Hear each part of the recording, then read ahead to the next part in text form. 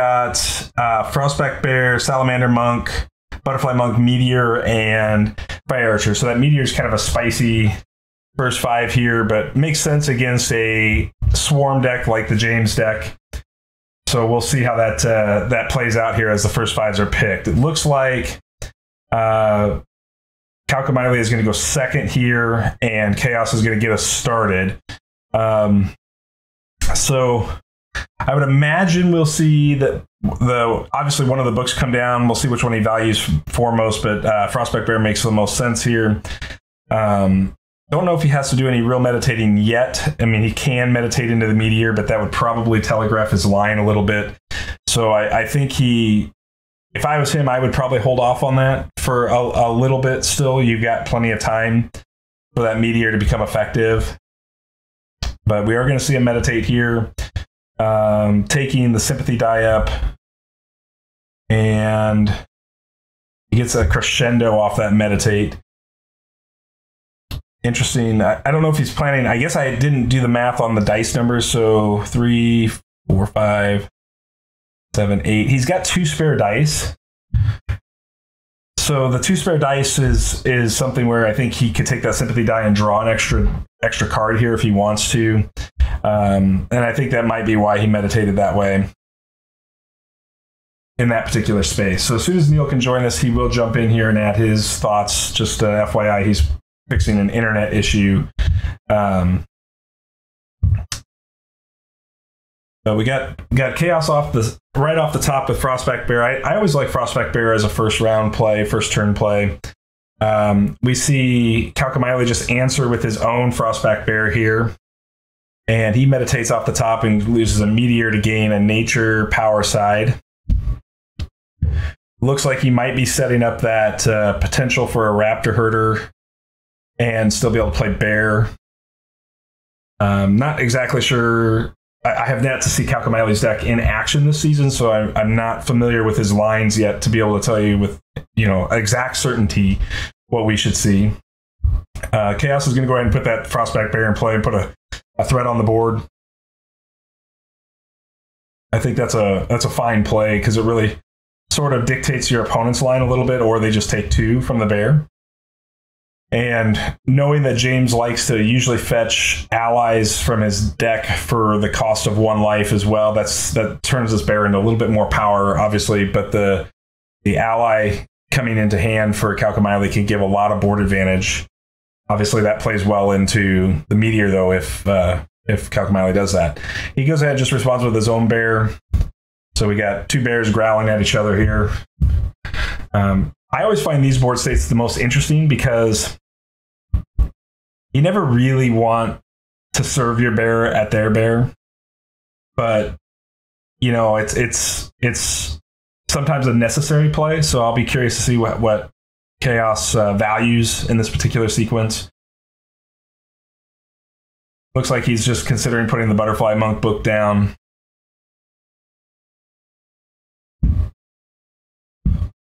Or the Salamander Monk book. Both would be fine here.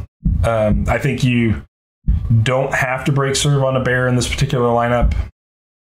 You're even on dice. You're even on board. Nothing's really changed yet that would require specific card plays.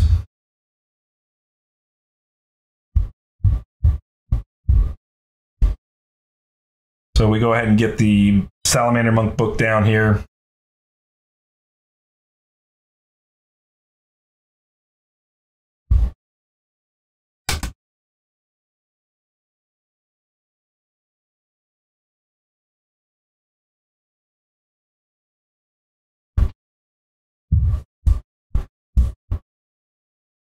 Kaukomieli appears to be a little bit in the tank, potentially here, thinking about their next move. Goes ahead and plays the Raptor Herder. I like this. This is a threatening board position, and if you have your opponent on Meteor as a sweeper, then this starts to put pressure on the ideal timing for Meteor. And still gives you lots of dice to work with, because early round Meteor is definitely not as great as a late round Meteor.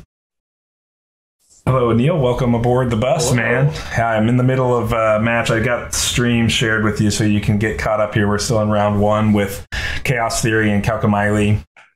Yeah, this was the one from Saturday morning, right? Correct. Yes. Because Kaukomieli has the 8-hour time difference.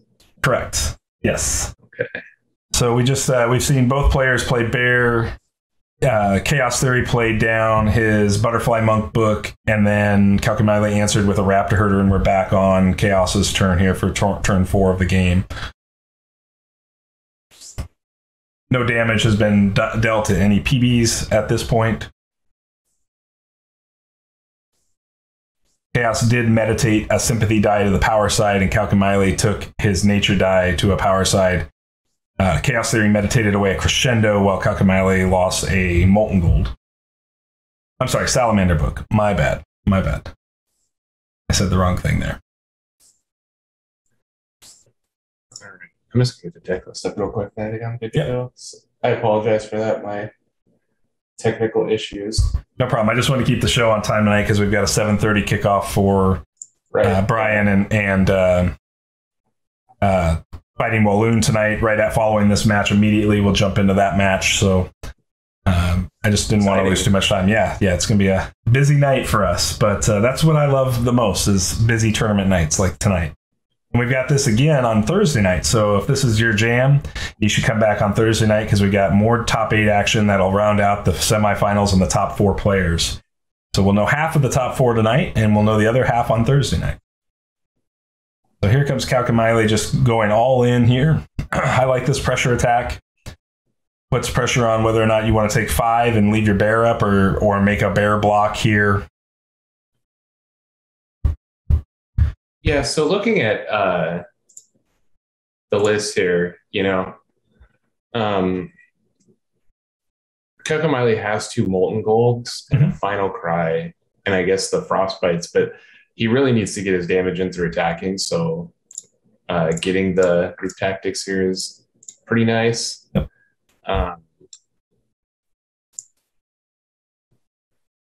BD Wade is asking about the background.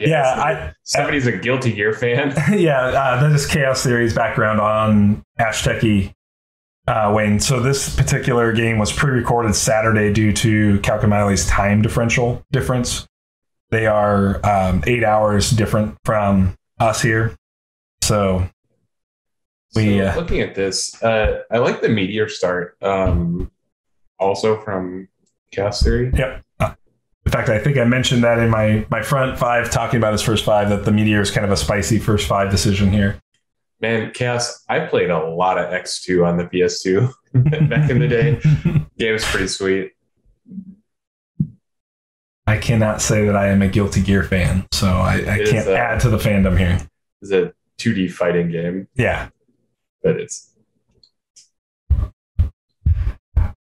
I guess ChaosTheory is going to have to make one of his infamous tutorial videos on how to add the backgrounds to Ashteki. How to play Guilty Gear in Ashteki.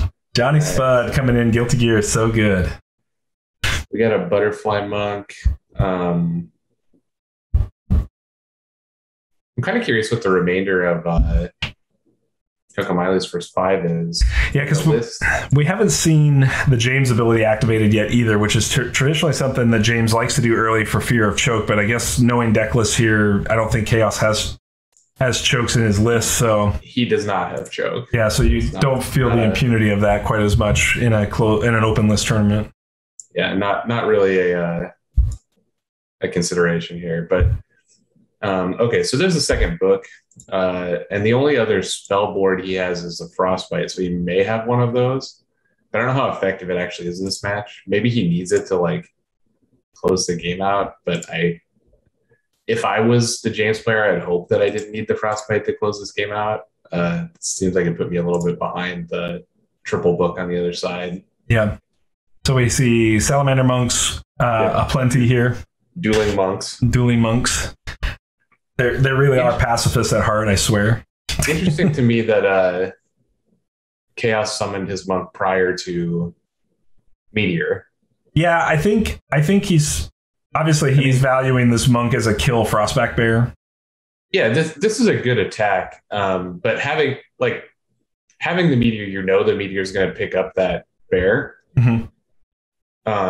Even showing just the two class sides, it's still enough. Mm-hmm. But he did get the Phoenixborn guard, so that's pretty valuable. Yep. Um, I think that was a great attack to bait that Phoenixborn block.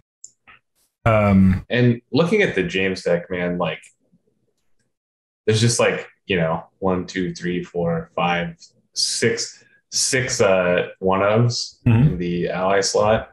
So who knows what James for, and who knows what he has in his hand. So what'll be really interesting to me is for Chaos here, does he just play the meteor as a flat 1 damage sweeper? I don't think it's good right now. He's ahead on board and he has guys he hasn't attacked with. Yeah. But I mean, at some point you have to wonder. He does go ahead and meditate up into that. Does meditate a fear and a strength in there, which is a tradition. There's no real downside to doing the meteor for bigger, because this essentially just plays around him playing a larger ally, right? Because he has in the list like Crimson Bomber, Beast Mage, Hunt Master, Master Vampire. So like it doesn't kill the Master Vampire, but all these larger units having the availability to do the bigger meteor is some amount of value. Mm-hmm.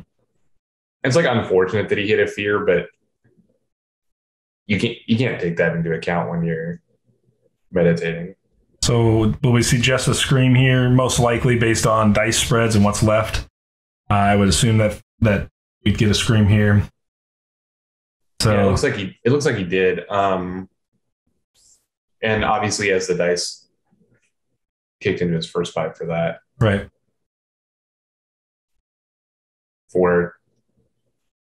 Actually, with this first 5, it looks like he had 1, 2, 3, 4, 5, 6, 7, 8.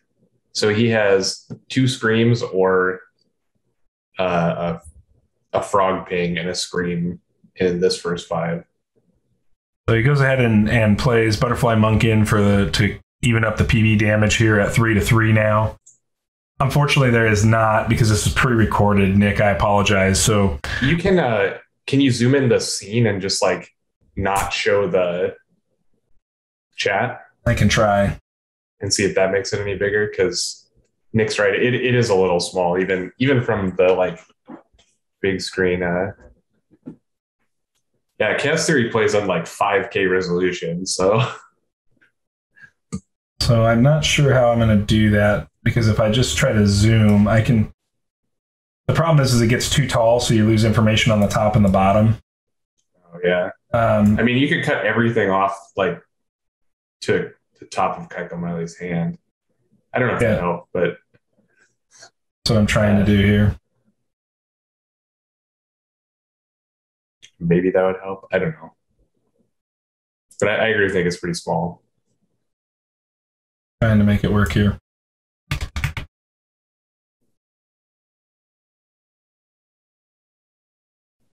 So thinking about the Kaukomieli deck here, he's got 5 dice left. About the best I can do, fellas. You're going to lose a little bit of information, player hand, and you lose number of cards in hand, but the battlefield is better. So we see the Fire Archer. Yep. This is like honestly a pretty aggressive start from the Jessa. It's interesting to me like that he was just okay like playing all these guys into his own meteor, but maybe he doesn't care. Well, one of the things that you'll have to note about you do lose the dice as well. Yeah, that's one of the biggest challenges I have here. Well, we appreciate you recording it anyway, ChaosTheory. Absolutely. It appears that the consensus is that it was better small. Yeah, with the hands and dice. I'm working on getting it back now. Yeah, it's really hard to call this this James deck, because he can't have Master Vampire. So he goes ahead and uses the James ability. Huntmaster. What did he get? Crimson Bomber. Yep. Okay, so Bomber was going to be my guess for one of the cards in hand, since he had so many ceremonials left. I guess he could still have one. Yeah, you could be looking at a double Bomber here, and you're open to Frostbite. Oh, there's only one Crimson Bomber in the deck. Okay, so we know that that's the last one of those. Taking 2 wounds there is pretty bold for the James player. Yeah, it's interesting that he did it that way instead. I mean, I think probably what happened is that his plans changed mid-turn, because if you were going to do that, you would start Bomber in hand and search up the Raptor. Right. To save yourself a point of life. But obviously, like, Crimson Bomber looks pretty good here. It's just going to... It could be Raptor. Well, he can't have a double Raptor because he already played a Raptor and he didn't search a Raptor. I think Risen Horde is very probable. And then Frostbite is it. That's my guess. But it's interesting. This is a good trade here. So he frog pinged and attacked. Okay, so this is really interesting to me because, again, making a play like that, you kind of strand your own Meteor. Right. Because with the Meteor in hand, you don't care if you like 3-for-1s you with the Crimson Bomber or whatever. But this play indicates that ChaosTheory doesn't want a Meteor this turn. He wants to save it for later, which leaves him with 2 dice. I mean, I guess he could Scream. Yeah, he did pass on the screen there as well, but we do see the Widow play, which is what we suspected. Okay. Yeah, Widows is good there, I think. So we're going to see Kaukomieli get in for 4 here, taking Jessa to 7.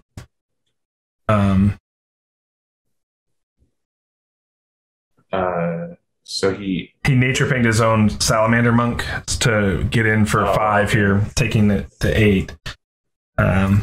Yeah, that's okay, I guess. It essentially just like turns Frog Ping into like Phoenix Born Ping. Right. And I don't think if you've put Chaos on Meteor, which seems likely based on the dice spread and the 1 card in hand, then the Frog... getting the value out of the Monk is good. Yeah. And that with the Widow's play, that Meteor did turn out to be very, very value. Yep. Now there's just a million triggers on the stack because of Scream. Right. Quality of life buff to Ashteki would be that it just passes on triggers if you don't have the dice to pay. Yeah. Yeah, there was a lot of triggers happening there, Chaos. So we go into round 2. Let me update this here. So now we have a double Grave Knight hand. That's kind of awkward. Obviously we still can't see what the James player has, but no,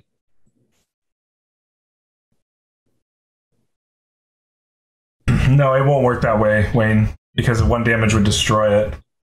Yeah, it could have saved potentially a bear if you're not doing 2 damage. If a bear only had 1 damage on it and you're doing 2, it could have saved one of the bears. Yeah, it still hasn't applied the damage, so just from a rules perspective, know that there was no way that board state could be saved off the Butterfly Monk. Yeah, when you are in control of the Meteor, you can use your Butterfly Monk to save units that have more than 1 health, like that would die exactly to it. But yeah, they have to have more than 1 health because they can't die to the initial 1 damage. They have to die to the second amount of damage. Correct. After having let the thing resolve. Right. So we see double Grave Knight. I think this hand looks kind of bad. Yeah, I don't think this hand looks super great. The heal is nice here to extend the game out. and you can still just play off your ready spells for the bulk of the game. So you're going to get, 5 dice spent that way. Fear will make probably 7 dice. So you've still got some screams in you, but I doubt you're going to play Grave Knight. Well, it's only 4 dice in the books, right? 4 plus the heal makes 5 is what I was assuming. Oh, heal is a card that I would play like as my last card, probably. Just if I have the dice to do it, I would do it, but I would prioritize other things. I played Chaos Theory earlier in the year. He prioritizes healing in this deck to extend the game, not to throw the late game math off. Like, he just wants to extend Jess's life as much as possible. So I wouldn't be surprised to see heal played as a side action in one of these turns. Here he makes a couple lions and a frog. Looks like he's prepping potentially to play a Grave Knight, but I'm not sure the Grave Knight's specifically good in this matchup. I think you have to play it just because you need to use your 10 dice this round. You're not going to otherwise. Yeah. There's not going to be a turn. Imagine if he even did, it would be 4 dice, 5, 6. So if he didn't play a Grave Knight, it'd be 7 dice. So you could literally play every card plus 1 Grave Knight if you wanted. I think I would start with Bear, but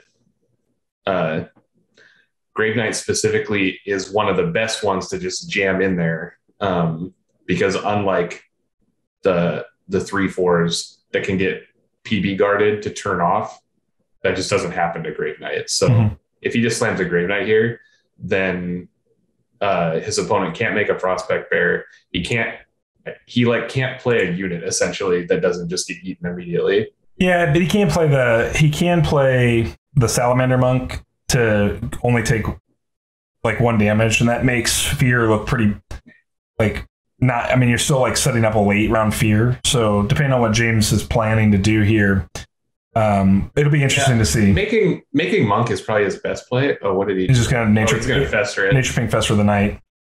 Okay, and that's the one downside to jamming Grave Knight there. I definitely don't think you can slam Second Night here. I think I think you probably can. I don't know. It takes away so much of your turn. But so we know that he already played a Fester. I can't see the discard pile, obviously. Right. But they're looking at the list. He has 2 Molten Golds and 1 more Fester left. And those are the only things that kill it. So that being the case, I think you just slam it and you just put him in the same situation again where he can't play a dude and he can make a monk, and that's the best thing he can do. But you don't have to kill the monk. You can just wait, and you have the possibility to, frog ping the monk and then attack when he has a bear in play or something like that. I think because of the low number of removal spells remaining in the James deck, this is pretty good. Yeah, I think the issue I see is now if he plays out the rest of his books, he can't Fear. He can no longer blood chains this round. He can the heal, it doesn't matter obviously at this particular stage, but it'll be curious to see how it all works out here, because with 4 dice left, the dice resource is much more taxed now with Second Night in this round. Well, it's just he knew that he couldn't play his whole hand. So you pick some number of his hand equal to 6 dice. And I think I agree with this being better, especially after the Fester. When he spends, you obviously lost a dice in that exchange. You spent 3 dice, he spent 2. But look at your opponent's board. What's he going to do? He's in a lot of trouble now.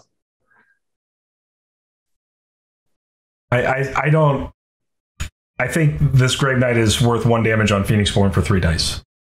That's what I think, because you can just make Salamander Monk here and that's what happens, it's going to be worth that plus whatever else he does to kill the Grave Knight, or you can start next round with the Grave Knight in play. I don't mind the bear play here. It sort of does force the attack here. It kind of depends on what your opponent has for additional. He played Vengeance? What did the Vengeance? No, he meditated Vengeance to bring a nature power die. Yep. So now we're going to see Grave Knight attack, force the bear to block, And this is good value because what's going to happen is he's going to get a Phoenixborn damage, and he's going to trade for his opponent's 3 dice. We'll see if Kaukomieli is holding second Widows here. If Kaukomieli is holding second Widows, which appears like based on potential reactions from opponent here. Although I think the Jessa would trigger first, if I'm not mistaken. Yeah, and now he has the option to frog ping one of the 2 ones. Yep. This is this looks really good because he's probably going to frog ping the Grave Knight at some point this turn. Yep. Maybe right now. I just saw the frog go away. But there goes the knight. That means that he traded 3 dice for 3 dice there, and he did a Phoenixborn damage. Yeah. And it was really like tempo efficient for him because he still has a bunch of books untapped. So we'll see Butterfly Monk come into play potentially here. Okay, so he goes Salamander first. I think he's going to go Salamander Bear because those are the most powerful units of the ones that he has remaining. I'd be curious to see because what you risk is the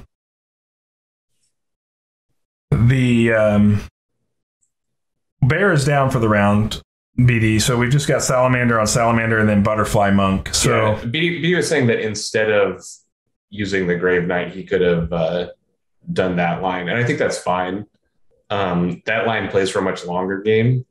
But by doing it this way, like, you don't know that you're going to be able to engineer the situation you had with the Grave Knights like next round or the round after, because the Grave Knight is a lot less effective into a board that has guys in it already. Right. So because he had the option to just play Grave Knight into an open board twice, I think that's like a big value there to save the fear and the I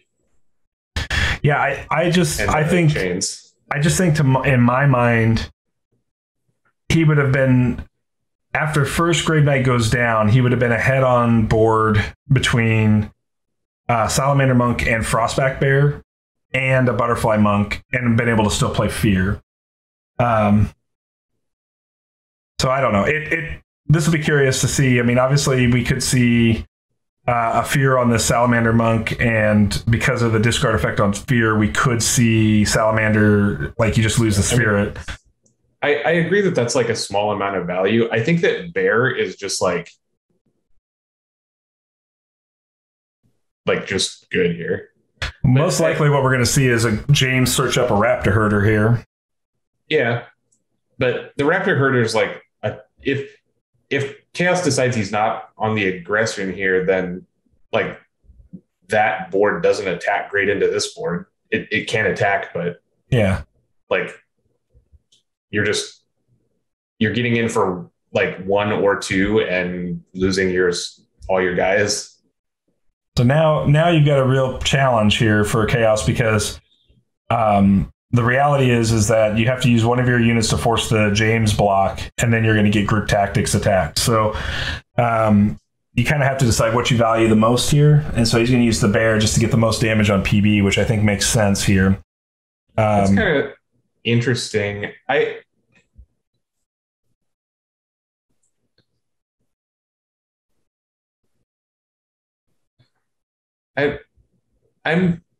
don't know how I feel about this attack. I think it's a viable line. I'm not saying it's wrong. So we currently have 10 damage on the Jessa, 8 damage on the James. So this number will go to 10 on the James, so they'll be even on damage on PB. Although James has less health than Jessa, if I remember correct. No, they're the same. It's like 19 and 19. This line is like essentially the same as just attacking, except he like gives the opponent the chance to misplay, I guess. But if he Phoenixborn guards, then the Salamander Monk gets to eat 2 guys. So he went ahead and actually let the hatchling go down here. That's also that's an interesting choice. I guess he didn't want Salamander Monk to take a 1/1 plus a Widow this turn. Mm-hmm. So now it's just going to take a Widow. And he values attacking the Bear versus his attacks on like. Yeah, I don't know about this either. This is kind of a strange attack step. I think I would have forced the Monk Spirit into play here, personally, or at least forced the Jessa block. You would have got the Jessa guard. Right. So now we're going to... Now that the... Yeah, this is weird. Having the guard up for the Salamander is really good.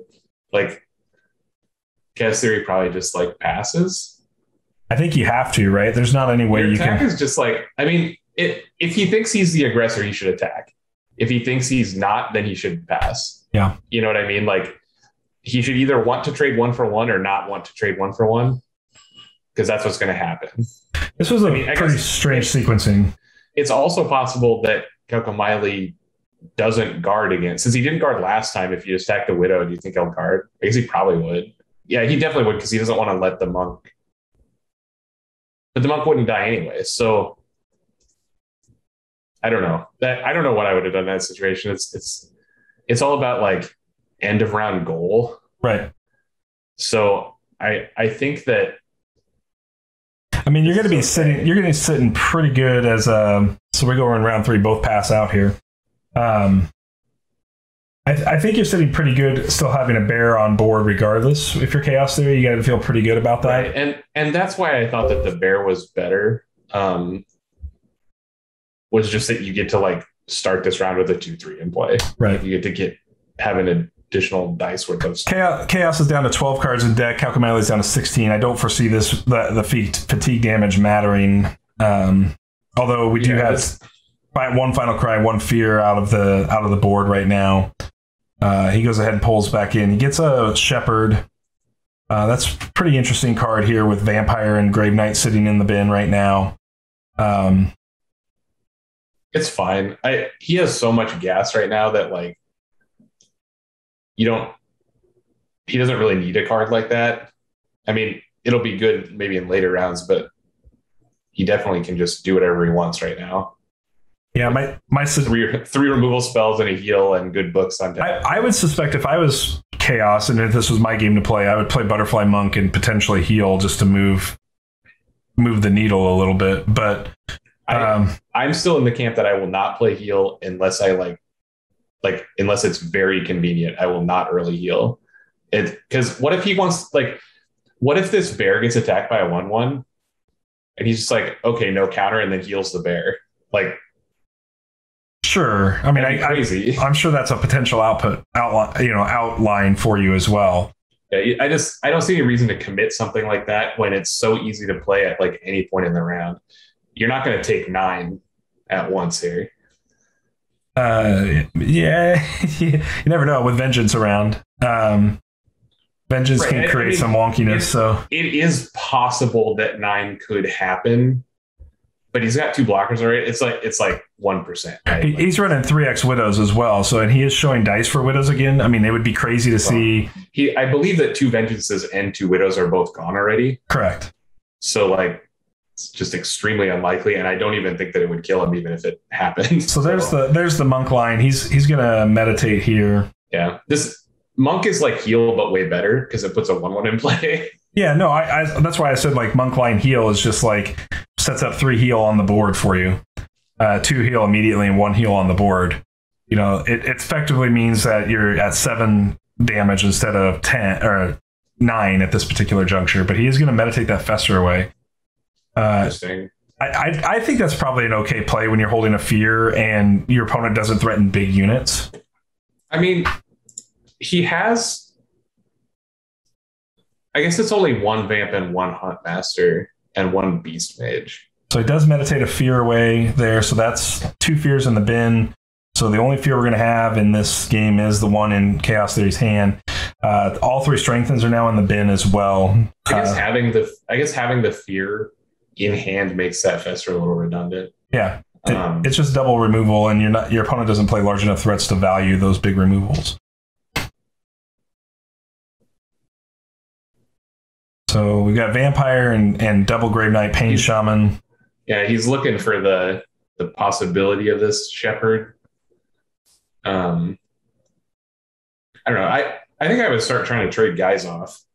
Like, you have a small battlefield and a Shepherd in hand and books on tap. So, like, you want to get your value out of these guys and make space for additional guys. Yeah.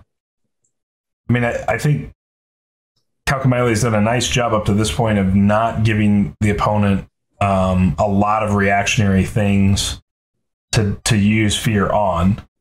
Obviously, his deck is built to probably fight fear better than many others. Yeah, I mean, fear's like always going to be good essentially because you need the like battlefield reset, and it trades one dice for a guy every time. But you're right that it's like against a deck like this, it's at its worst because you're never going to trade up dice. But let's see this weird like stalemate of like who's going to activate book first. Yeah, it kind of feels that way, right? As we're going into this, that both players are sort of, they realize they've got a certain number of loaded bullets, but then neither one of them wants to pull the trigger on one of those bullets yet. It's kind of interesting to me that the knights that ChaosTheory has chosen are both like, you don't need to pressure the Phoenixborn Guard for them to be good. Sure. I really like Master Vampire a lot. Yeah, I think Vamp. I still think Grave Knight is the best one, but Vamp is, obviously very good. Life totals are currently 8 for James out of 19 and 10 for Jessa out of 19. But you can kind of consider Jessa at 9 total damage, so she would be 10 away from losing the game just because of the monk on field. Seems unlikely that the James player in Kaukomieli is going to be able to directly get around this. River Skull's a really interesting play here. That's good against 1 damage with bear with 1 damage on it. Yeah. I assume that's what he's going to shoot. Also makes a 2/2, which is not irrelevant here. Throws the Beast Mage away. Yeah, it's the best card in the game. It's great. Like, it's always going to be good. So he's we'll see if we get if he's going to fear. Yep. He's got 1, 2, 3, 4, 5, 6, 7. So he took 2 to pull that James out. So now it's 11 damage on the James, 10 damage on the Jessa. By fearing there, he can no longer do all books. He can no longer do everything and Shepherd for Knight. I don't think that matters, but it's just something to take into account here. Oh, maybe he can. 1, 2, 3, 4, 5, 6, 7. Yeah, he can. I miscounted. Yeah, I count 8 if he plays everything from hand.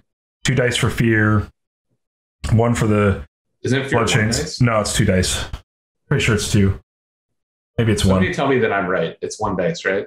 Is it 1 dice? I haven't played Jessa, so I thought it was 2 dice for fear, but maybe it is 1 dice. Fear is 1. Fighting says fear is 1. Yeah, it'd be way worse at 2. It'd be twice as bad, actually.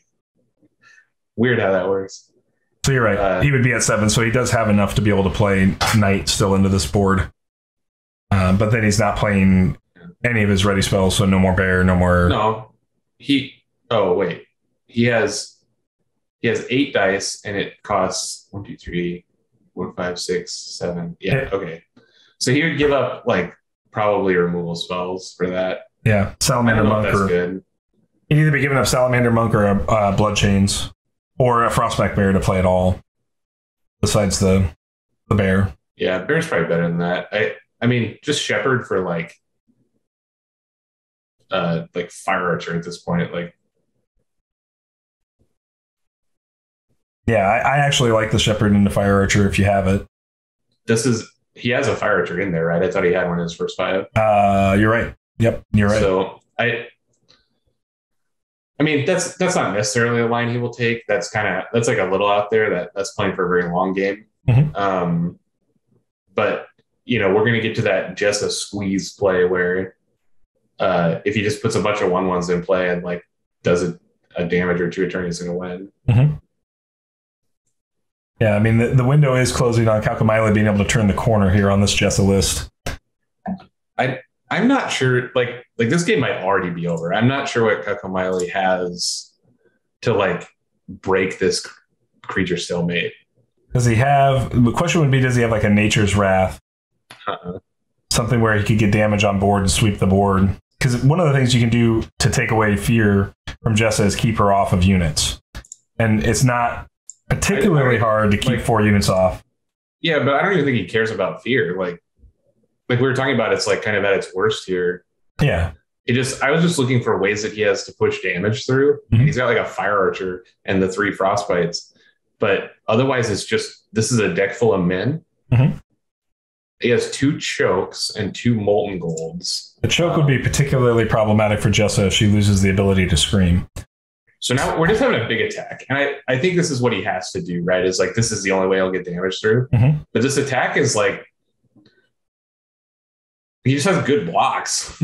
He does have good blocks. It's not going to be a particularly powerful attack in terms of damage to Phoenixborn, but it does exhaust the board for chaos, which, depending on what James can do with his other 8 dice, that could be a problem. You know, I mean, I'm not saying it is, but it could be. Yeah, 0-3 after Butterfly Hill. Well, you're correct. And he correctly does the butterfly before the bear combat so that he can't mend the bear. So we'll see if Jessa's going to scream here. I think you probably can. I don't know what other plans he has. I guess maybe I wouldn't, just because my opponent has 8 dice still, and I may have to like spend some of these removal spells this turn. Yeah, 8 dice and 5 cards in hand. This is one of those difficult to determine whether screaming is correct here, because there's just too much of the round to play out. Like, your opponent can still make another bear. Your opponent can still make more raptors. I mean, they've got like a million things they can still do here. Yeah, and I think that Kaukomieli is kind of forced into this play and attacks like that because it's the only way it gets any damage through. Right.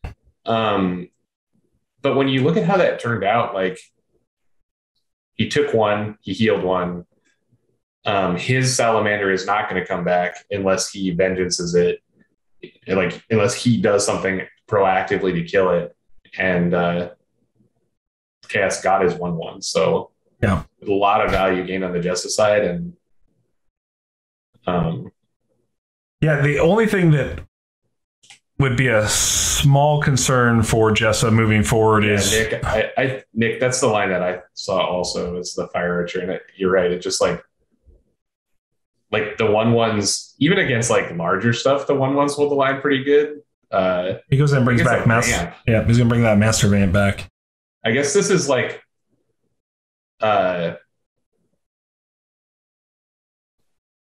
this line is very good against untapped bear book. Right.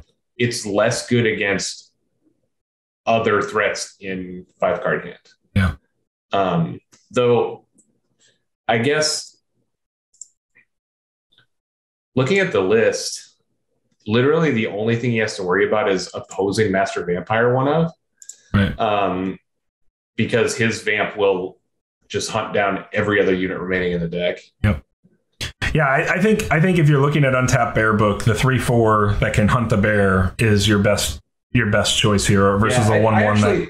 The more that I think about it, I think this is actually really great, because the only thing that doesn't die to the Vamp that's left is his single Vamp. Mm-hmm. So he has to have drawn it, because he's not going to James for it. And so because the bear book is untapped, we see it activated here.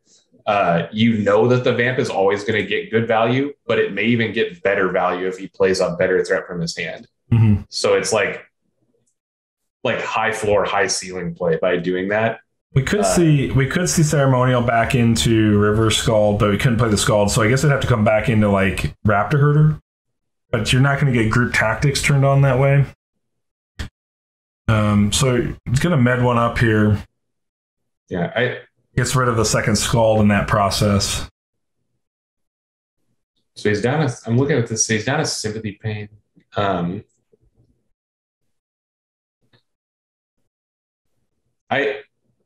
I don't think that it's necessary to fear the monk. I mean, it's a play you could make if you're really scared of the 3rd vengeance. But again, he has to have drawn it, so it's like 1 in 3 that he has it.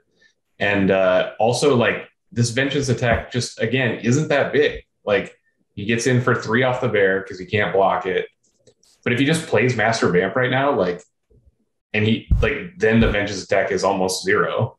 We do see the meditation into the ping fester if he plays vampire. And he does have 1 fester remaining. That is a consideration. Do we just see a double exhaustion bloodchains here for a single die on that Frostback bear? If that's the I would play vampire before doing that. Sure. Because that's always going to be available to you. Mm-hmm. And having vampire in play, like, he's not going to attack with bear. He's either going to kill the vampire or not attack with bear. But I guess he does it anyway.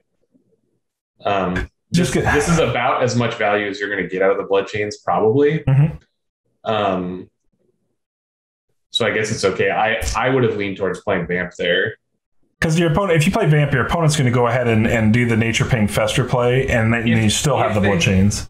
Right. If they have it, they're going to take their turn to kill vamp, and you can do the bloodchains after. If they don't have it, then you have vampire in play, and it's crazy. Right. Because by making the bloodchains there now, if you get nature ping festered, you're out of dice, essentially. Like, you can't play, you can heal, but you can't do a fear this round. You're not going to be able to play the Salamander Monk. So what you see on board is what you've got to get you through the end of this round. Yeah.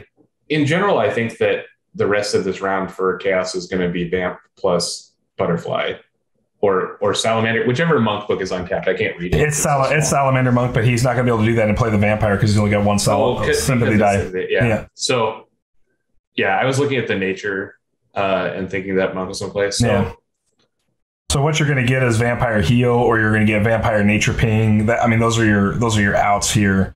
Right. He's just going to play Vampire and leave a dice up and maybe play another card this turn. But he doesn't have to play another card this turn. Like, he can just play Vampire and be done. Like, use a Frog Ping, like you said. So to me, I'd pass and see what Kaukomieli wants to do, because Kaukomieli's only played 4 dice this round to your 6.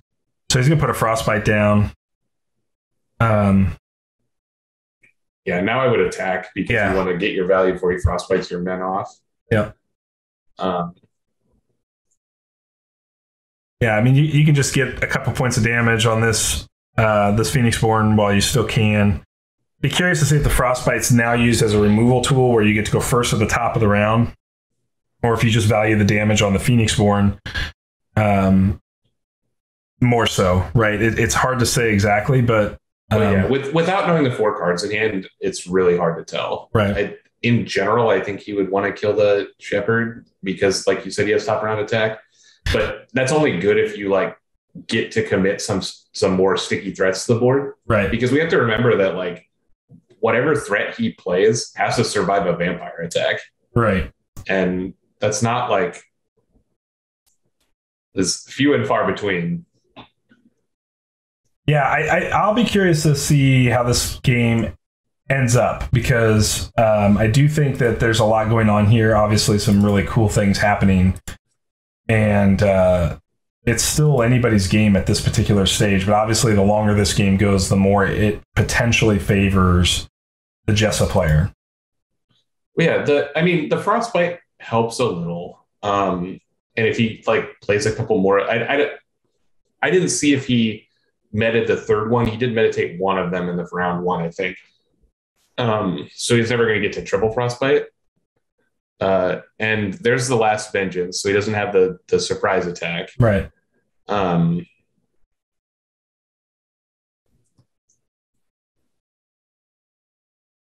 he just plays his own Monk. And here we could see Monk, or we could see Vamp, or now is a time where I think the fear on Monk is better.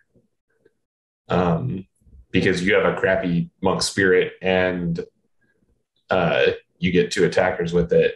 But I think that making your own Salamander or making Vampire here is very similar, because the value of that Monk will just go way, way down. Right. So we're not going to see a Vamp this turn because he's summoning Salamander Monk.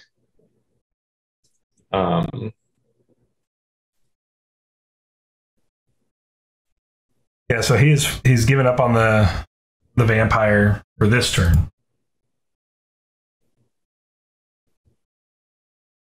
Right, Carl. I think this is fine. I think it's very into this board is very similar. The vamp just plays around like I guess he can't have Hunt Master anymore because of the dice. Can't have Beast Mage. So yeah, looking at the dice available there, you're right. The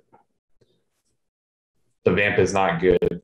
It would have been good if it killed the bear, but obviously we used the blood chains for that instead. Right.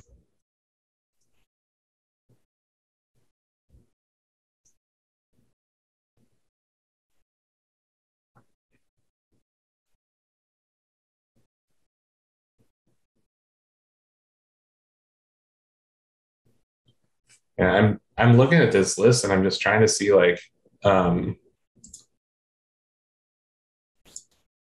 what he's going to play. I mean, we saw 2 Raptors go by already, right? We haven't seen the Risen Horde.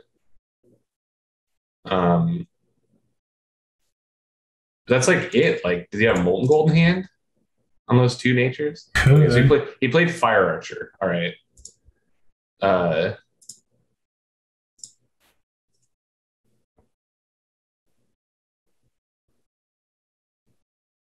Did he search up the Fire Archer? I didn't see.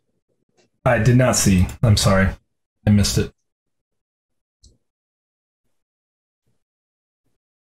He meditates the Hunt Master.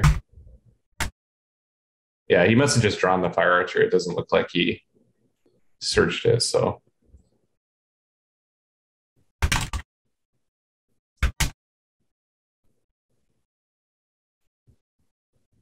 Yeah, Carl, I think all the cast lines have been pretty good. I think if you're not going to play the vamp this turn, I think it would have been slightly better to get Fire Archer, but in general, I think that's going to have less than a 5% like outcome change on this game. Right.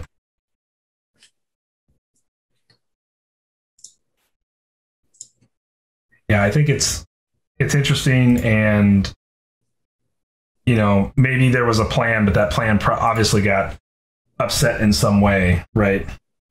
Yeah, it's really hard for me to like envision a way that Kaukomieli wins this game now. Like, he's not dead for a while, but I just don't know how he's going to ever do damage again. Like, I guess you like stick a bear, but we know that he has fear in hand. Like,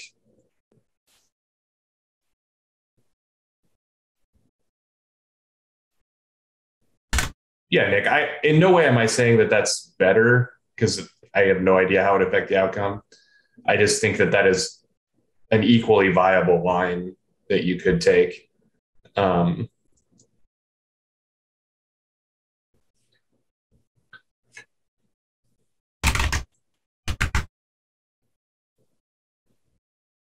This looks like a screen, and yep.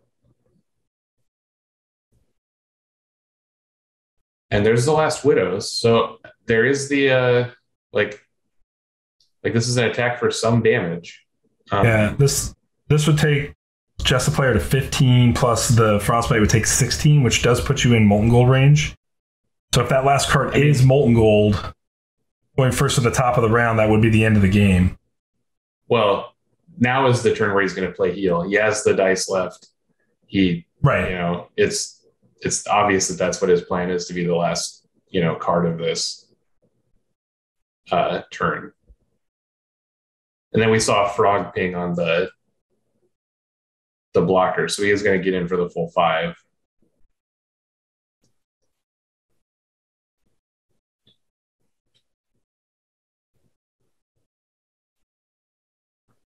The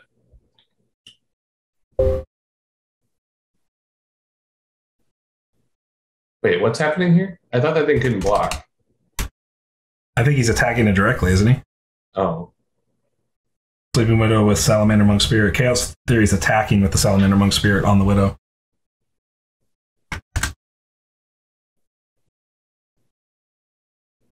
Yeah, Carl, I think that's a fine observation, that dice would have been better spent as a fear.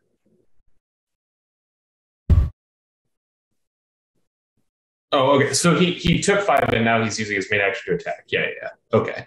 Sorry. The way that looked to me was like Widow's was a like the thing was trying to block the Widow, and so he got his damage in. Now he's going to heal. And he does have a big swing. 1, 2, 3, 4, 5, 6, taking 4. Does 4 kill him?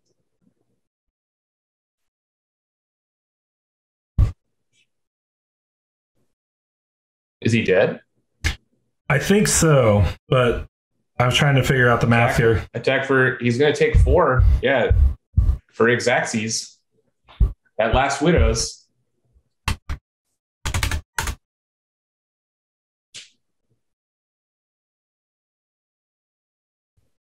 Interesting. Yeah, that's what I wondered if the Widow's play would come into factor here. Yeah, and I missed it. Like I was looking at the list. I'm sitting here.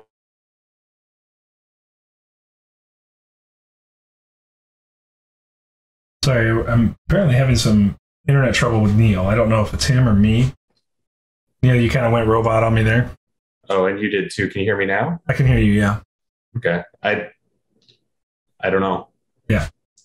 Well, we did finish right on time to start the next game, but that really was a very interesting game. And credit to Kaukomieli for getting the math exactly right at the end there. I don't know if he was purposely playing around the heel, but he did, and it was great. And Carl's right that it would have been obviously much better to play the fear than scream in that last round for chaos. But yeah, it's obviously very well played by Chaos. Did everything in his power to get to the end there. Great job by Kaukomieli to figure it out and get there. Obviously very well played by both players here. Yeah, and I think that like I said, that Fire Archer line would have made no difference. The only thing that would have made a difference was that last scream on the Salamander Monk. If he had played the fear, would have saved him. But we don't know that he would have won from there necessarily. Right. Though I think he would have been in a pretty good position.